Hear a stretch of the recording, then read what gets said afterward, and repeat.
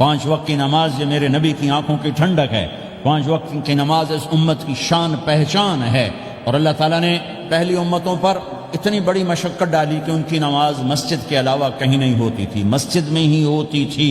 ہمارے لیے کتنی آسانی کر دی، جاب میں ہے مصلی بچھا نماز پڑھ، چلو مصلی بھی کوئی نہیں، زمین دیکھ اس پر کوئی گندگی تو کوئی نہیں ہے، بس زمین بھی تیرے لیے پاک ہے، چل نماز پڑھ۔ اور آسانی کر دی، پانی کوئی نہیں ہے، کوئی بات نہیں، مٹی میں ہاتھ مار، منہ پہ مل، پھر ایک ہاتھ مار، یوں کر، چل نماز پڑھ، میں تیری قبول کروں گا۔ یہ کسی امت کے ساتھ یہ نہیں ہوا، انہیں وضو ہی کرنا تھا چاہے پانی 50 میل پر موجود ہو، اور ہمارے لیے پانی کوئی نہیں ہے، چلو تیمم، مٹی میں ہاتھ ہمارا یوں کیا، پھر ہاتھ ہمارا ایک یوں کیا، ایک یوں کیا، چل بھائی اللہ اکبر قبول۔ عمار بن یاسر رضی اللہ تعالیٰ عنہ سفر میں تھے، ان کو نہانے کی ضرورت ہو گئی، نائٹ فال ہو گیا، تو انہوں نے سوچا کہ ویسے تو آدمی کو وضو کی ضرورت ہوتی ہے تو خالی منہ پہ ہاتھ مارا اور یوں کونیوں تک، لیکن مجھے تو غسل کی ضرورت ہے، تو خالی اس سے تو کافی نہیں ہوگا۔ تو انہوں نے کپڑے اتارے، اکیلے تھے، ریت کے اوپر کبھی یوں لیٹے، کبھی یوں لیٹے، کبھی یوں لیٹے، 3-4 دفعہ یوں یوں اور یوں رول ہوتے ہوتے پھر انہوں نے نماز پڑھی۔ آئے اللہ کے نبی کی بارگاہ میں، یا رسول اللہ مجھے رات کو نہانے کی ضرورت پڑ گئی، تو میں نے کہا وضو کے لیے تو خالی یہ 2 دفعہ کرنا کافی ہے، تو یہ تو نہانا تھا، تو میں تو ریت میں خوب رول ہوتا رہا۔ میرے نبی نے انما یکفیک ضربتان، ارے سیدھے بندے عمار، اس کے لیے بھی اتنا ہی کافی تھا کہ تو یوں کرتا اور یوں کرتا اور تو پاک ہو جاتا۔ اللہ نے اس نبی کے طفیل، اس محبوب مصطفیٰ صلی اللہ علیہ وسلم کے طفیل، اللہ نے کیا کیا سہولتیں اور آسانیاں ہمیں عطا فرمائیں۔ پھر نماز 4 کی 2 رکعت کر دی کہ بھئی تم مسافر ہو 2 پڑھو، روزے میں سفر میں روزہ معاف کر دیا، بعد میں رکھ لینا، بعد میں رکھ لینا، قضا کرنے کا حکم، بالکل چھوڑنے کا نہیں۔ اور کہا کہ بھائی مریض ہو چھوڑ دو، مسافر ہو چھوڑ دو، اور نماز 2 رکعت کر دو، سنتیں چھوڑ دو۔ ابن عمر رضی اللہ تعالیٰ عنہ بیٹھے تھے تو انہوں نے 2 رکعت پڑھ کے بیٹھ گئے، تو ان کے خادم نے کہا سنت نفل نہیں پڑھو گے؟ کہا اگر پڑھنا تو 4 فرض پڑھتا میں، میرے اللہ نے معافی دے دی تو میں کیوں پڑھوں؟ میرے نبی نے سفر میں سنتیں نہیں پڑھی کبھی، اپنی امت کو سہولت دینے، فجر کی سنتیں 2 پڑھتے تھے، اس کے علاوہ سنتیں نہیں پڑھی تاکہ میری امت کو سہولت ہو، آسانی ہو۔ ایک دفعہ بارش ہو رہی تھی اور کوئی جگہ نہیں تھی نماز پڑھنے کے لیے، تو آپ نے اپنی اونٹنی کو آگے کیا اور اس پر بیٹھ گئے، بیٹھے ہی تھے، پیچھے صحابہ نے اونٹنیوں پر ہی صفیں بنائیں، اور یہ نماز اونٹنی پہ بیٹھ کر ادا کی گئی بارش کے اندر۔ نماز اونٹنی کے اوپر نماز بھی ہو گئی، رکوع بھی ہو گیا، سجدہ بھی ہو گیا، سلام بھی ہو گیا۔ پہلی امتوں کے لیے نہیں تھا، سجدہ ہی کرنا پڑے گا۔ یہ اللہ کے محبوب مصطفیٰ صلی اللہ تعالی علیہ وسلم کی طفیل، میرے اللہ نے ہم پہ فضل و احسان کیا، تو میرے نبی کی زندگی میں عبادات میں نماز سب سے اعلیٰ نظر آتی ہے، سب سے نمایاں نظر آتی ہے۔ اور پھر بازار میں، گھر میں، دفتر میں، ماحول میں میرے نبی کے اخلاق، یہ زندگی کا دوسرا روشن پہلو ہے۔ میرے نبی کی ساری زندگی 2 لفظوں میں آتی ہے، عبادت اخلاق، عبادت اخلاق، یا 2 اور لفظ، حقوق اللہ حقوق العباد، حقوق اللہ حقوق العباد۔ حقوق اللہ میں نماز سب سے اعلیٰ، اور حقوق العباد میں لوگوں کی برداشت کرنا، لوگوں سے درگزر کرنا، معاف کرنا، جھوٹ سے بچنا، دھوکے سے بچنا۔ میرے نبی سے پوچھا گیا یا رسول اللہ مسلمان کنجوس ہو سکتا ہے؟ ہم نے کہا ہو سکتا ہے۔ یا رسول اللہ مسلمان کمزور ہو سکتا ہے، بزدل ہو سکتا ہے، ڈرپوک ہو سکتا ہے؟ آپ نے کہا ہو سکتا ہے۔ یا رسول اللہ مسلمان جھوٹ بول سکتا ہے؟ آپ نے کہا نہیں، جھوٹ نہیں بول سکتا، جھوٹ نہیں بول سکتا۔ ہاں، الا لعنت اللہ علی الکاذبین، جھوٹوں پہ اللہ کی لعنت۔ اس لعنت کے ساتھ 400 پاؤنڈ بچا لیے، 4000 بچا لیے، 4 ملین بچا لیے، 4 بلین بچا لیے، 4 ٹریلین بچا لیے، ساری دنیا کو بچا لیا، اور اوپر اللہ کی لعنت پڑی تو اللہ کی قسم گھاٹے کا سودا ہے۔ اور سچے ہو گئے، سچ بولا، یہ میں 100 پاؤنڈ کماتا ہوں، لے لو جو لینا ہے اس میں سے، یہ میں 1000 پاؤنڈ کماتا ہوں، لے لو جو لینا ہے، یہ میں 50,000 پاؤنڈ کماتا ہوں، لے لو جو لینا ہے، کہ مسلمان کی زبان سے جھوٹ نہیں نکلتا، سچ ہی بولتا ہے۔ آپ تشریف لے جا رہے ہیں، ایک آواز ہے یا رسول اللہ، آپ نے یوں دیکھا کوئی نظر نہیں آیا، پھر آواز ہے یا رسول اللہ، تو آپ نے دیکھا کہ ہرنی ڈیئر چھوٹی وہ کھڑی ہوئی رسی میں بندھی، تو آپ نے کہا کیا ہوا؟ کہا جی آپ کا صحابی مجھے پکڑ کے لایا ہے، میرے چھوٹے چھوٹے بچے بھوک سے رو رہے ہوں گے، آپ مجھے چھوڑ دیں، میں بچوں کو دودھ پلا کے واپس آ جاتا، مجھے پتا ہے میرے اللہ کی تقدیر میرے بارے میں کیا ہے۔ تو آپ نے کہا اگر تو واپس نہ آئی تو پھر تو اس نے کہا مجھے اللہ جہنم میں ڈال دے. آپ نے اس کی رسی کھول دی, خود وہیں بیٹھ گئے. اس نے دوڑ لگائی اور پہاڑوں میں گم ہو گئی. تھوڑی دیر کے بعد وہ دوڑتی ہوئی آئی اور آ کے سر یا رسول اللہ میں حاضر ہو جاؤں. تو آپ نے اس کو باندھ کے وہیں آپ بیٹھ گئے نہیں. دیر کے بعد وہ صحابی آئے جنہوں نے اس کو شکار کیا تھا, پکڑا تھا. تو کہنے لگے, ان کا یا رسول اللہ آپ یہاں کیسے؟ کہ میں ایک درخواست لے کر آیا ہوں. کیا؟ کہ یہ ہرنی مجھے ہدیہ کر دو. کہ یا رسول اللہ سب کچھ آپ کا ہے, یعنی بس یہ ہدیہ کر دو. یا رسول اللہ حاضر. تو آپ نے اس کو لے کر رسی اس کی گردن سے نکالی کہ جا بچی اپنے بچوں کے پاس جا کے خوشی منا. سچ نجات دیتا ہے اور جھوٹ ہلاک کرتا ہے. ایک ہرنی جان کی بازی کھیل گئی سچ بولنے کے لیے. تم چند پونڈوں پہ جھوٹ بولتے ہو, ایمان کو برباد کر کے رکھ دیتے ہو. مسلمان جھوٹ نہیں بولتا, مسلمان دھوکہ نہیں دیتا, مسلمان کی زبان سے سخت بول نہیں نکلتا, کسی کو بے عزت نہیں کرتا, کسی کو کی بے کامی نہیں کرتا, کسی کا دل نہیں توڑتا, کسی کو ذلیل نہیں کرتا, خود سہتا ہے, اوروں کو خوشیاں دیتا ہے, خود دکھ سہتا ہے, اوروں کو راحت دیتا ہے, خود تکلیف سہتا ہے. یہ میرے نبی کے اخلاق ہیں, یہ میرے نبی کی زندگی ہے, اور یہ اسلام کا سب سے بڑا چیپٹر ہے, وہ سب سے مشکل چیپٹر ہے. جب میرے نبی نے لمبی نمازیں پڑھی تو اللہ نے روک دیا کہ میرے حبیب ما انزلنا علیک القرآن لتشقى, اتنی لمبی نماز نہ پڑھ کے تو تھک جائے. میرے نبی نے تبلیغ میں زور دکھایا تو اللہ نے روک دیا, فلتذهب نفسك علیہم حسرات. میرے نبی اتنا غم نہ کر کے آپ خود ہی آہیں بھرتے بھرتے آپ مر جائیں. میرے نبی نے مال سارا خرچ کیا, اللہ نے اس سے بھی روک دیا. ولا تبسطها كل البسط فتقعد ملوما محسورا. اتنا خرچ نہ کریں کہ آپ خود پھر دکھی ہو کے بیٹھ جائیں. خرچ کرنا بہت بڑا عمل, تبلیغ سب سے سارے عملوں کا سردار عمل. تبلیغ سے بڑا کوئی کام ہوتا تو اللہ نبیوں کو دیتا. اگر تبلیغ سے بڑھ کر کوئی کام ہوتا تو اللہ نبیوں کو دیتا. گشت سے بڑھ کر کوئی محنت ہوتی تو اللہ نبیوں کو دیتا. 950 سال نوح علیہ السلام گشتی کر رہے ہیں, اور اللہ کی مان لو. اتنا عظیم عمل کا میرے نبی درمیانہ. نماز سب سے بڑی عبادت, میرے نبی درمیانہ کام. لیکن جب میرے نبی نے اخلاق اچھے کیے, دشمن کو معاف کرنا. تو ایک آدمی آپ سوئے ہوئے تھے, آپ کی تلوار لٹکی تھی, ایک آدمی آیا, اس نے آپ کی تلوار اتاری اور یوں ہماری پسلی میں. آپ اٹھ کے بیٹھ گئے. اب وہ قتل کے ارادے کے لیے آ چکا ہے اور تلوار یہاں ہے. کہتا من یمنعک منی, اب بول تمہیں کون بچائے گا؟ تو آپ نے مسکراتے ہوئے کہا اللہ. تو اس کے ہاتھ سے تلوار گر پڑی. تو آپ نے اٹھا لی, آپ نے یوں سیدھی کی, اب تو بچا, تجھے کون بچائے گا؟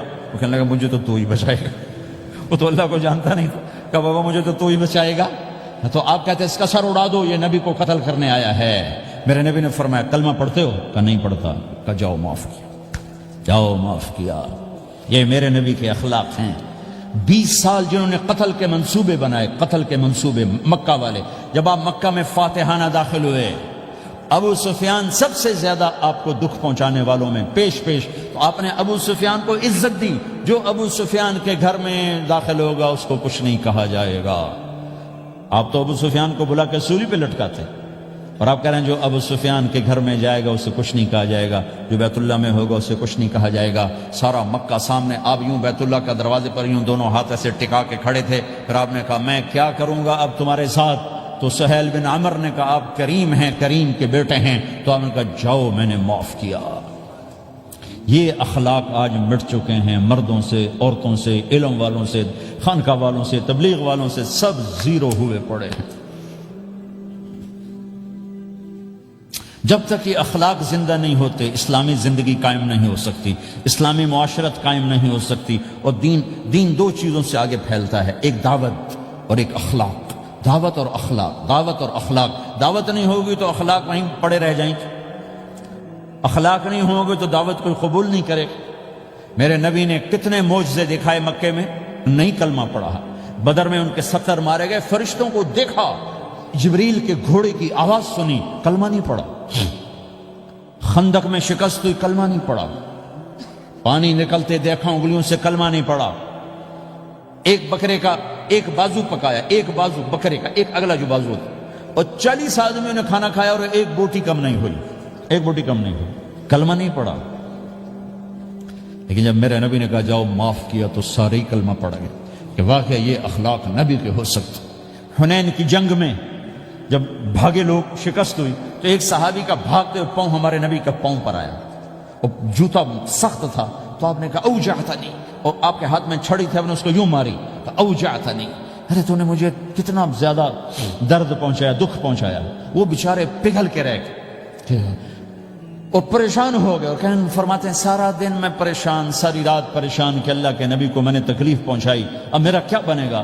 اگلا دن ہوا تو اعلان ہو رہا تھا بھائی جس کا پاؤں نبی کے پاؤں پہ آیا تھا اس کو اللہ کے نبی بلا رہے ہیں. تو صحابی کہنے لگے میں نے سمجھا بس اب میری تو دنیا بھی گئی اور آخرت بھی گئی، اب میرے اوپر کیس بنے گا اور مجھے ڈانٹ ڈپٹ بھی ہوگی، میرا کتنا بڑا گھاٹا نقصان ہوگا. یہ حاضر ہوئے ڈرتے ڈرتے. تو آپ نے فرمایا میرے بھائی کل میں نے تمہیں چھڑی ماری تھی، وہ مجھے معاف کر دینا، اور یہ 80 اونٹ تمہیں ہدیہ دیتا ہوں، 80 کیملز یعنی 80 پراڈو، 80 رینج روور کا یہ میری طرف سے تمہیں ہدیہ ہے. وہ حیران پریشان، یہ میرے نبی کے اخلاق ہے، یہ میرے نبی کے اخلاق ہے. کانٹے بچھانے والی نے 4 دن آنا چھوڑ دیا، بیمار ہو گئی تھی. تو آپ نے کیا بات ہے، وہ ہمارے راستے میں اب کانٹے کوئی نہیں ہے. کہا یہ وہ بیمار پڑی ہے جو کانٹے بچھاتے تھے. تو آپ اس کے گھر چلے گئے، ماں جی خیریت تو ہے، آپ ٹھیک تو ہیں؟ کہا بیٹا مجھے کلمہ پڑھا دے، بس تیرے اخلاق نے مجھے فتح کر لیا ہے. میرے بھائیوں یہ چیپٹر بھول چکے ہیں، بھول چکے ہیں، بھول چکے ہیں. جب تک یہ چیپٹر زندہ نہیں ہوگا زندگی اسلامی نہیں بنے گی، معاشرہ اسلامی نہیں بنے گا، اور آگے قوموں کے لیے اسلام کا دروازہ نہیں کھلے گا. ہمیں معاف کرنا آتا ہو، ہمیں گالی دینے والے کو دعا دینا آتا ہو، غیبت کرنے والے کی تعریف آتی ہو، اور غیبت کرنے سے، غیبت سننے سے اپنے آپ کو ایسے بچاؤ جیسے زہر سے بچاتے ہو، اسے آگ سے بچاتے ہو. ایک دوسرے کو نفرت کا بول نہ بولو ورنہ ساری زندگی تباہ و برباد ہو جائے گی. میرے رب کی قسم، میرے نبی نے کہا ایک زبان کا بول انسان بولتا ہے اور جہنم کی گہرائیوں میں گر جاتا ہے، اور ایک زبان کا بول انسان بولتا ہے اور جنت کے درجات پر چڑھ جاتا ہے. یہ زبان بہت طاقتور چیز ہے. میں ہر بیان میں اس کو دہرا رہا ہوں کہ جتنا یہ عمل ختم ہو چکا ہے اتنا کوئی عمل بھی نہیں ختم ہوا ہے. اور ایک صحابی ہیں ابو دجانہ. کون ابو دجانہ؟ السابقون الاولون من المہاجرین والانصار، اس میں پہلی صف کے صحابہ. کون ابو دجانہ؟ جب آپ حج پر گئے تو اپنی جگہ مدینے کا امیر ابو دجانہ کو بنایا. ابو دجانہ حج میں شریک نہیں ہوئے کہ آپ نے اپنی جگہ ان کو اپنا نائب بنا کے وہاں کھڑا فرمایا ابو دجانہ میری جگہ پر مدینے کا امیر ہے. یہ وہ ابو دجانہ ہیں. کون ابو دجانہ؟ جو جنگ بدر سے لے کر آخری حج تک ہر سفر میں شریک ہیں، ہر سفر میں شریک ہیں. ان کی ایک بات میں بتانا چاہتا ہوں، پہلے تھوڑی سی ان کی ہسٹری بتانا چاہتا ہوں. کون ابو دجانہ؟ احد کی جنگ میں آپ نے تلوار اٹھائی، کہ اس تلوار کو کون لے گا؟ کئی صحابہ کھڑے ہو گئے. آپ نے کہا اس تلوار کا حق کون ادا کرے گا؟ سارے بیٹھ گئے. 3 آدمی کھڑے رہے، ایک زبیر بن عوام، ایک عمر بن خطاب، ایک ابو دجانہ. ان کا نام ہے سماک بن خرشنہ. سماک بن خرشنہ ان کا نام ابو دجانہ سے مشہور ہے. تو آپ نے تلوار نہ عمر کو دی، نہ زبیر کو دی، ابو دجانہ کو دی. تو عمر رضی اللہ عنہ نے تو محسوس نہیں کیا، حضرت زبیر نے محسوس کیا کہ اس کو کیوں دی، مجھے کیوں نہیں دی؟ میں مہاجرین میں سے ہوں، میں پھوپھی کا بیٹا ہوں، میں اس سے دلیری میں کم نہیں ہوں. بلکہ حضرت زبیر کی دلیری کی تو دھک تھی، جدھر سلوار چلتی تھی کاٹتی چلی جاتی تھی. کہنے کہ میں دیکھوں گا یہ کیا کرتا ہے. تو ابو دجانہ کے پیچھے پیچھے زبیر ہو لیے. تو ابو دجانہ نے جو حملہ کیا تو 3000 کا لشکر تھا، اس کو چیر کے پار نکل کے، پورے لشکر کو کاٹ کے پار نکل کے. اور آگے عورتیں کھڑی تھیں جو مکے کے لشکر کو تیار کر رہی تھیں. نحن بنات طارقی نمشی علی النمارقی مشی القتل بوارقی المسک فی المخالقی المسک فی المفارقی والدر فی المخالقی ان تقبلوا نعانقی وتدبروا نفارقی فراق غیر وامقی. یہ گانا گا رہی تھیں اور ان کو تیار کر رہی تھیں.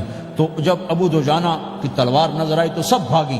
ہندا پکڑی گئی تو آپ نے یوں اپنی تلوار ہندا کے سر پر رکھی، انہوں نے چیخ ماری، تلوار ہٹا لی. تو زبیر پیچھے پیچھے کہ کیا کیا ہے؟ جنگ میں اگر کوئی عورت حصہ لے اسے مارنا جائز ہے، ویسے جائز نہیں ہے. عورت کو، بچے کو، بوڑھے کو ہاتھ لگانا جائز نہیں ہے. تو انہوں نے کہا تلوار کیوں نہیں چلائی؟ کہا میرے محبوب کی تلوار ہے، عورت کے خون سے رنگین کر کے اس کی شان نہیں گھٹانا چاہتا، یہ میرے نبی کی تلوار۔ پھر واپس ہوئے، پھر اٹیک کیا اور پھر مجمع کو چیر دیا۔ سامنے ایک آدمی آ رہا تھا ہاتھی کی طرح، اتنا لمبا موٹا تازہ، تو زبیر کہنے لگے میرے جی میں آیا کبھی اس کی ٹکر ہونا پھر میں دیکھوں ابو دجانہ کیا چیز ہے۔ تو اللہ کا کرنا ایسا ہوا، ابو دجانہ دونوں آمنے سامنے ہو گئے۔ تو وہ ایسے شاہ سوار تھے کہ دونوں طرف کے لشکر ذرا تھم گئے اور وہ دونوں بھڑ گئے۔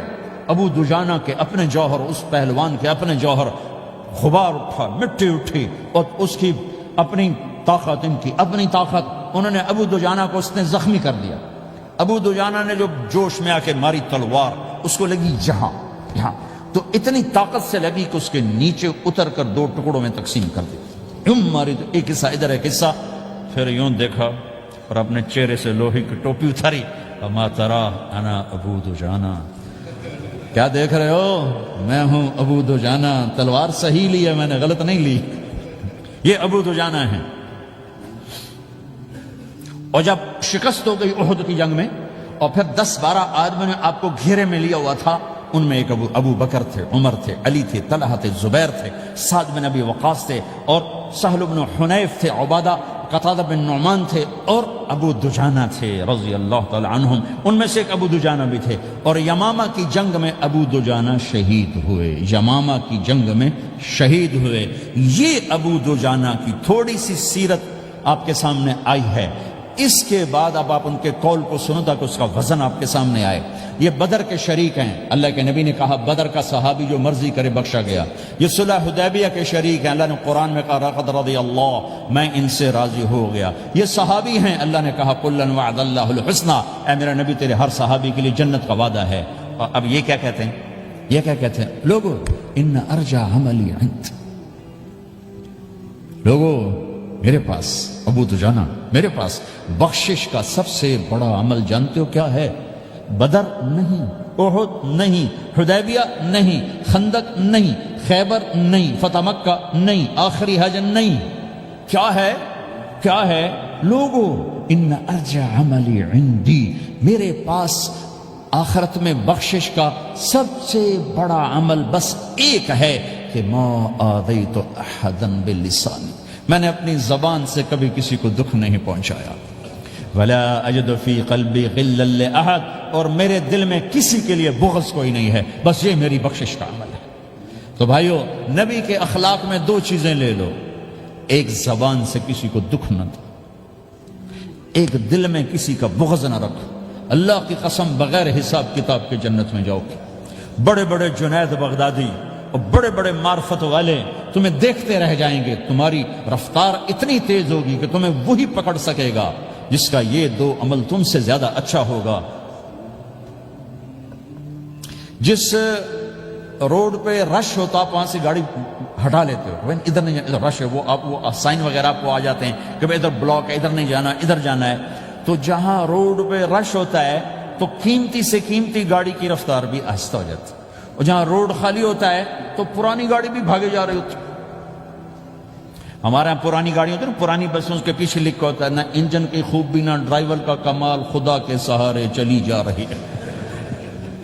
اور جس کے پاس ایسی گاڑی ہو، نہ انجن کی خوبی نہ ڈرائیور کا کمال، تو اگر اس کو روڈ خالی مل جائے تو وہ تو مرسیڈیز والے سے پہلے پہنچے گا، رینج روور والے سے پہلے پہنچے گا، بینٹلی والے سے پہلے پہنچے گا، رولز رائس والے سے پہلے پہنچے گا، جو وہ تو پھنسی کھڑی اور اس کا روڈ ہی خالی ہے۔